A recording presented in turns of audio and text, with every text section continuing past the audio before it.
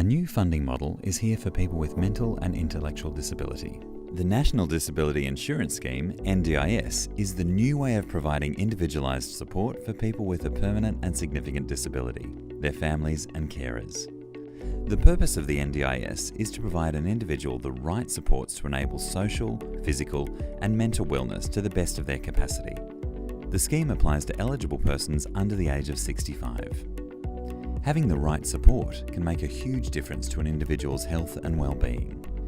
Choice and control for individuals. The NDIS gives individuals greater control and choice over the services they receive. The NDIS gives individuals support packages tailored to their personal needs. Individuals can choose to direct their funding in one of three ways: appoint their own provider or providers, ask an intermediary to assemble the best package on their behalf, or adopt a self-management approach. General practitioners play a key evidence role. Evidence of the functional impact on an individual's day-to-day life. GPs are often the first point of contact for people with disabilities and their families. With the rollout of the NDIS across Australia, GPs play a critical role in two ways: providing evidence of disability and identifying specific areas of functional impact on the daily life of a person with a mental illness or their carer. Having a completed functional assessment by a GP using the Access Request Form is an NDIS requirement. An individual with a permanent and significant disability must submit a functional assessment to the NDIS governing body, the NDIA, National Disability and Insurance Association, to determine eligibility for NDIS funding. Without a completed functional assessment, an individual can't access NDIS services or support. Recap. The GP is required to complete the functional assessment using the Access Request Form. The Access Request Form is necessary for an individual to receive the optimum level of support to manage their condition. The individual needs to submit the completed form to the NDIS. The NDIS will then contact the individual regarding the outcome of the application or request further information. How to complete the functional assessment. Defining links between symptoms and functional impact. Key to evidence is demonstrating how symptoms of the individual's mental health are impacting their daily functional capacity. 6 functional capacity areas are covered in the functional assessment and should be addressed. Mobility. This covers such things as moving around the house, leaving the house, moving about in the community including shopping centres or recreational activities, using public transport or a motor vehicle, getting in and out of a bed or a chair, mobility difficulties as a result of side effects of treatment. Let's consider a lived experience example.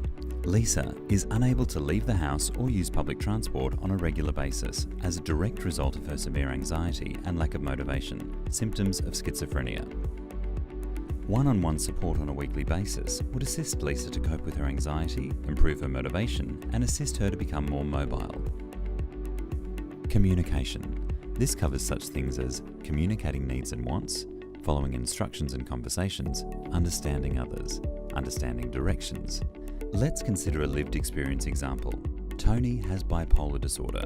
During a depressive episode, Tony tends to isolate himself by not leaving the house, not taking phone calls, and not replying to text messages from friends. During a manic episode, Tony has difficulty communicating with others due to racing thoughts, rapid speech, and a lack of empathy towards others. Ongoing counselling and mentoring support on a weekly basis helps Tony cope with symptoms and maintain communication with others. Social interaction. This covers such things as initiating and responding to conversation, social contact, example isolation and withdrawal, making and keeping friends and relationships, behaving within limits accepted by others, coping with feelings and emotions, having a sense of purpose in life, making connections in the community, interaction affected by specific behaviours, for example, overactive, aggressive, disruptive, offensive, including sexually offensive behaviours.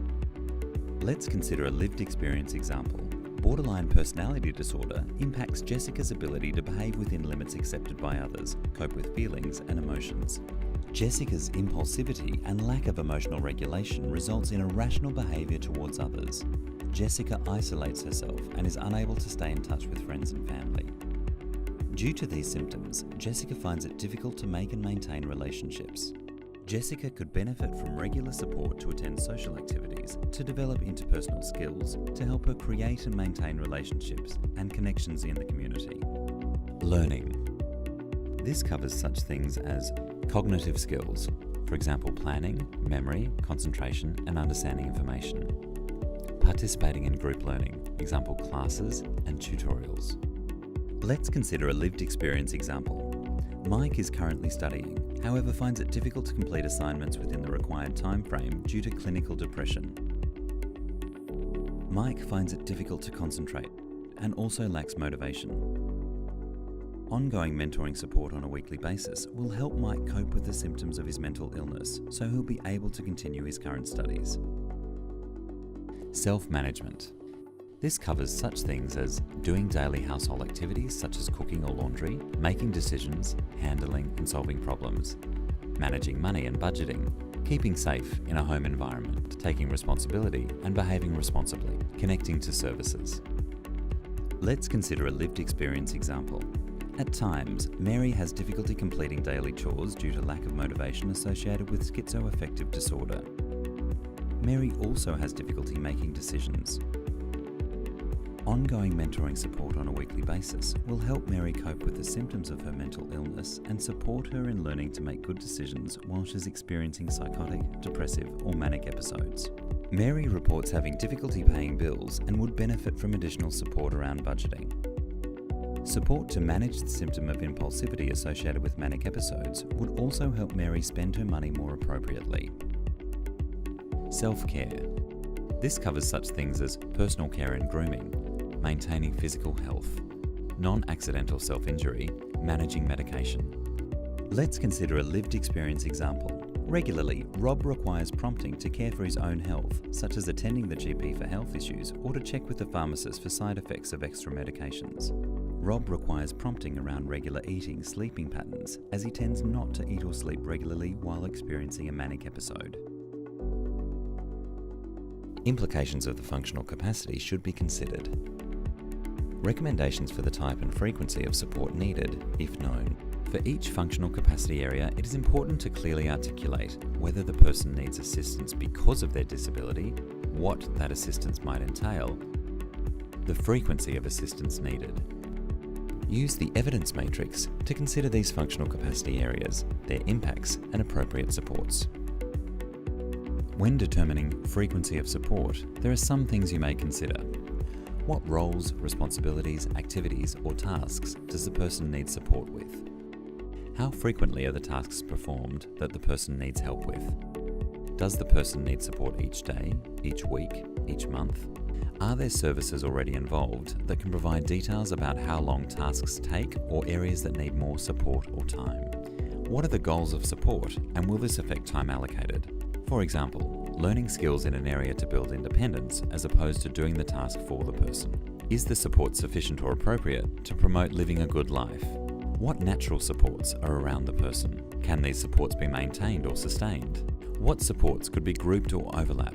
For example, support with transport or support with social interaction. Will the level of support change? For example, due to the episodic nature of the person's illness. Then, what might the average be over a month, 6 months, or a year? Construct a weekly or monthly timetable with the person to identify when or where the person will require assistance or support. All detail that can be provided will help the NDIS planners to develop an individual's plan and ensure they get the right support. Supplementary evidence can assist the NDIS assessment process. Personal observation of the individual can add context to the GP evidence process. A supplementary evidence form is not a requirement of an NDIS package application. However, Aftercare's experience indicates that if this form is completed and submitted to the NDIA along with the GP's access request form, it can provide context to the GP's evidence and save time in the assessment process. It could mean that the NDIA doesn't need to ask for further information before an outcome of the application is reached. The support worker's personal observations and experience with the individual can be shared with the GP in the initial consultation. The support worker can complete the supplementary evidence form to accompany the NDIS submission. This personal experience could assist the GP with further background for completing the functional assessment on the access request form. There is no charge to the individual or the consulting GP for this service. So let's recap the NDIS application process. 1. Individual applies for NDIS by visiting a local office or telephoning the NDIS. 2. NDIS posts an access request form to the individual. 3. Individual makes an appointment with their GP. Ask the individual to bring their access request form to the appointment. 4. In consultation with the individual and their support worker if present, the GP considers the individual's functional impacts and completes the access request form. 5. GP asks if there is any supplementary evidence which might help the application. Their support worker may be able to assist here. 6. The individual takes the completed access request form and supplementary evidence if using and posts the application to the NDIS. 7. The NDIS contacts the individual directly regarding the outcome of the application, or if they require further information to consider the application. Should further information be required, the individual will need to reconsult with their GP. What's next? When an NDIS assessment outcome is received, an individual may choose to self-manage their package or work with a local provider. Aftercare is an NDIS registered provider. Aftercare can help individuals with a range of support services. Assistance with daily life at home, in the community, education and work, improved daily living skills, improved living arrangements, increased social and community participation, improved relationships and individual social skills, improved life choices.